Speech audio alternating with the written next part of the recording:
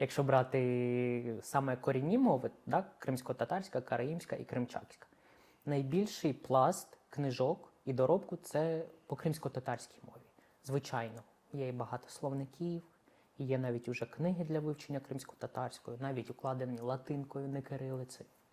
Тобто є з чого вивчати, навіть є ютуб-канали, які можна дивитися, наприклад, дітки дивляться і можуть потрохи вивчати кримсько-татарську мову. Стосовно кримчакської і караїмської мови, на жаль, ми не можемо похвалитися такими успіхами наразі, тому що, по-перше, щоб був якийсь доробок, щоб були якісь словники, книги, потрібно мовою писати. На жаль, мовою ніхто не пише, тому що вона не кодифікована, адже немає літературної норми, уставленої норми.